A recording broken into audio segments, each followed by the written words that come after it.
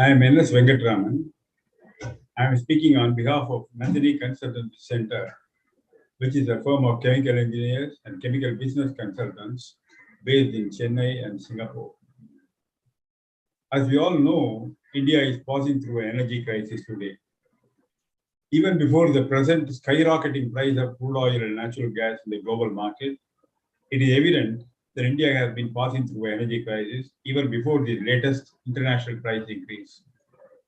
Now, given this fact, now India has to necessarily take some very urgent steps to overcome this energy crisis scenario before it gets out of hand. Now, presently, India imports around 220 million tons of crude oil every year, and Indian production of crude oil being just around 30 to 32 million ton per annum, with no feasibility of significantly increasing the production of crude oil in the foreseeable future. So it is expected, given the fact that crude oil demand is increasing at 6 to 7% per year, Indian requirement of crude oil by year 2030 will be so high that India will have to import around 300 million tons of crude oil by 2030. The picture towards the natural gas is no better. India produces now 32 billion cubic meters of natural gas, and India imports almost equal quantity. There is no feasibility that natural gas production from domestic source is going to increase significantly in the foreseeable future. Therefore, the import of natural gas also is likely to increase to develop 50 billion cubic meter by 2030. As of now, the outflow of foreign exchange due to the import of crude oil is around 27% of the Indian foreign exchange earnings. With the crude oil the imports significantly increasing, this will be going to be a very big strain on Indian foreign exchange reserves in the coming years. Government of India has known this. Ever since Mr. Modi took over as the Prime Minister of India, he has been taking a lot of earnest steps to ensure that India becomes less dependent on international sources for its energy requirements. The major step that has been initiated by Mr. Modi was to promote blending of ethanol with petrol that will result in not only environmental benefits, but will also curtail the consumption of petrol in the country made from fossil fuel. Other step that he has taken is to promote renewable energy, solar power, wind power. Substantial achievements have been made, and he has fixed a target of 500 gigawatt of solar and wind power renewable energy by 2030.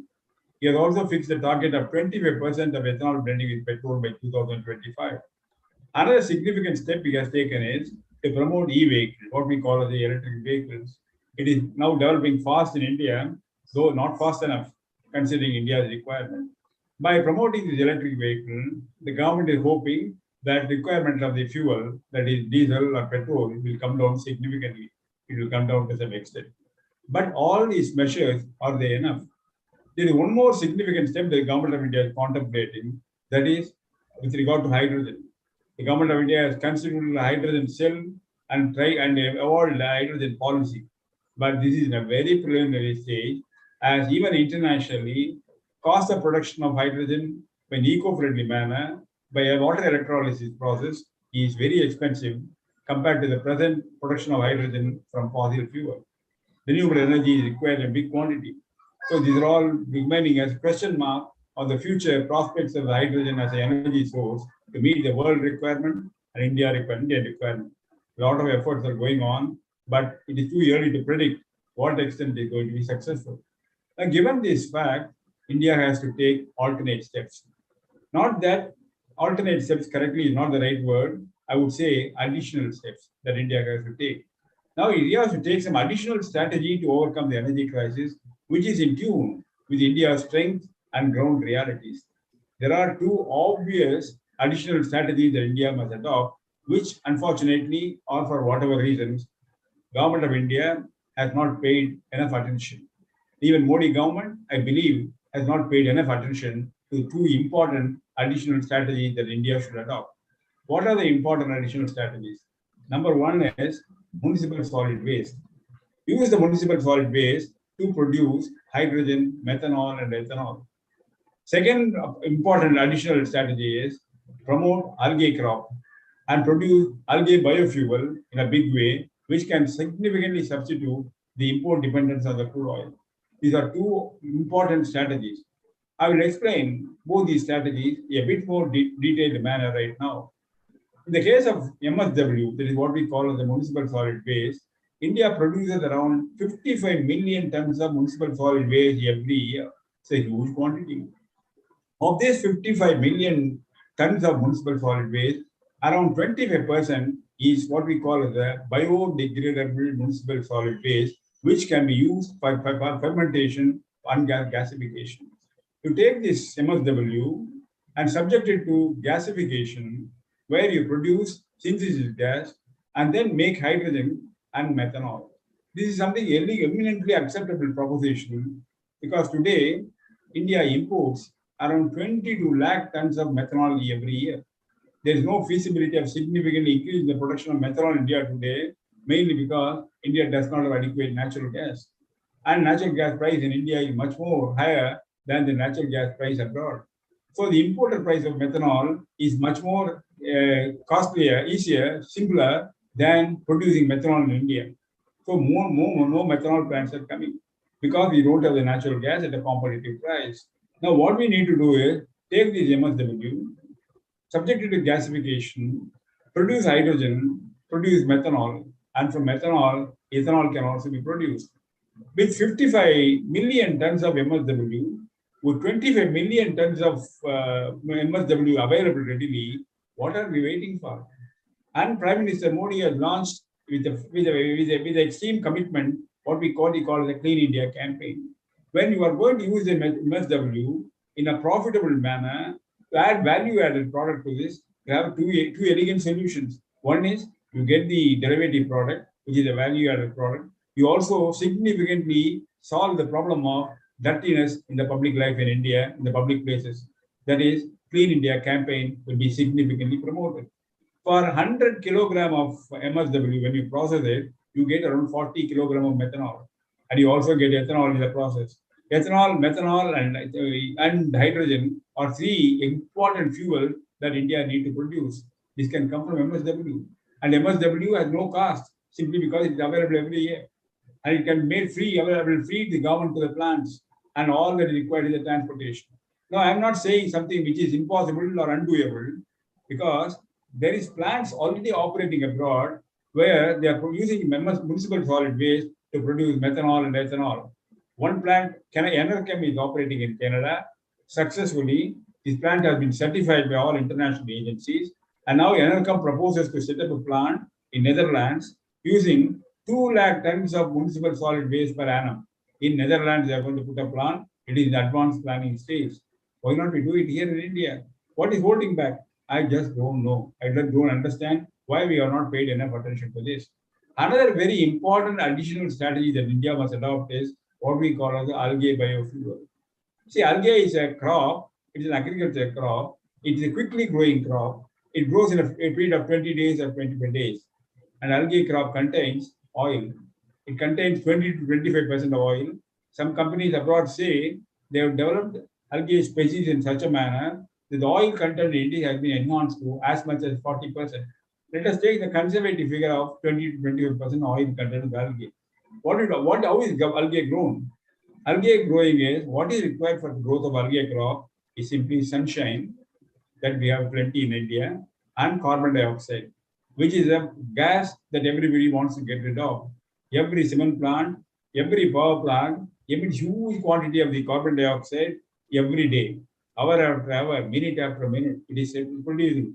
Use this carbon dioxide profitably to produce algae, develop algae crop. So all that is required for the algae crop growth is ordinary land is available enough. That is what we call as a wasteland. The algae crop doesn't come in conflict with the food crop that are being cultivated because wasteland, marshland is available. How much of wasteland India has got? India has got 15 million hectares of wasteland available in different parts of the country. Huge area which is now left untouched because their forests cannot grow because the wasteland, it does not have adequate condition, which is not being utilized. This is there all over India, different places. They are buying waste. Use that place to cultivate algae crop because algae crop wants only carbon dioxide and it wants only sunshine. Third thing that it wants is water. And the water that is required for algae is not good water. It's a poor quality of water is enough. Some people have abroad said even sewage water can be used for cultivation of algae. So every phase is a win-win situation. You go algae crop, it's a quick growing crop. It goes very fast in 15 to 20 days. It contains around oil, around 15 to 25% oil content there. You require only carbon dioxide, you require only sunshine, you require only wasteland, you require only ordinary water. Then what is holding us? Now take this algae crop. What do you do with algae? You take the algae crop, squeeze it. You dry it first, squeeze it. Then you get around oil. This oil cannot be used straight away. It can be used, it has to be transesterified, which is a very well-known process using carbon dioxide, sodium hydroxide is there. Control transesterified. Once it is transesterified, this biofuel is ready to be used for fuel in automobiles or to be mixed with the diesel. Now, important thing here is for 1,000 acres of land, the biofuel you are going to get is as much as 20,000 tons, which is a huge quantity. 1,000 crop of acre of land where you cultivate algae crop, you are getting 20,000 tons of diesel biofuel. Not only that, when you take the crop, squeeze it, take the oil out, barren biomass is there. You subject the biomass to fermentation. You get methane. Methane is nothing but natural gas. Use the methane to develop power, generate power. So what happens is, you take 1,000 acres of land and grow the algae crop, squeeze the oil out, then produce biofuel, then subject it to fermentation, take the methane gas out. What do you get? For 1,000 acres of land, you get 20,000 tons of biofuel and 4 megawatt of power. This methanol that you get can be used as for methane that you get, which is nothing but methanol, you can get for power generation, or the methane gas can be converted to methanol itself, and methanol can be used for production of biofuel. In the process, you also get hydrogen gas. It's a win-win situation for all concerned, for everywhere, from all these angles. So what we need to do in India today is cultivate at least 60 to 70 algae crop plants in different parts of the country. Allot 1,000 acres of land, cultivate it, take the crop, put a facility nearby for transesterification to get the biofuel, put a facility nearby to produce power, put a power plant, make 4 megawatt. So India now think of around minimum 60 to 70, possibly I rough calculation shows at least 200 plants can be set up like this in different parts of the country. It's a win-win situation where local economy is protected, agriculture farm gets strengthened because agriculturists are going to cultivate the algae. And now the algae is a friendly crop. It doesn't generate toxic gases. It doesn't generate global warming gases. There's no issue. It solves the problem of environmental degradation. You are going to utilize the wasteland that is being available, marshland which is available, which is of no use today. You've got everything. You've got everything. You've got the large wasteland, you've got the sunshine, you've got the carbon dioxide, you've got the wastewater. All you need is the biofuel. Take care of the biofuel. Why are we not doing this? These are all the issues. Now, this algae biofuel, not produced in India, though governments have been talking about it for a pretty long time. Several laboratories have been given assigned the responsibility to develop biofuel. Nothing whatsoever has happened. This is a problem in India. See, apart from the energy crisis, we also should admit that India is going through a technology crisis. Our R&D performance is all nowhere near the need of the country. See, every small chemical, every small product, we are going around abroad running for seeking technology. We are going to small countries like Taiwan, Israel, Korea, and all, they take technology from them. It's such a vast country with a huge army of manpower. Should we do this? We are going through a technology crisis. Now, let not this technology crisis affect this project of producing methanol from MSW or algae bio from algae. So what I would suggest is there are well-proven technologies abroad, operating plants abroad. Go and acquire the technology from abroad. Let's not spend time in developing technology here. Go and acquire the technology. Put a massive way. Probably all these can be completed in 2 to 3 years from now. By 2030, you will find India is a trendsetter in utilizing the appropriate way of the national resources to generate value-added end product, which is badly needed in the country. My objective of presenting this idea is, I'm not going deep into the economics of this. I'm not going deep into the technology portion of it. My objective of this is to make the country realize that here is an opportunity that is waiting to be exploited, which we are not exploiting.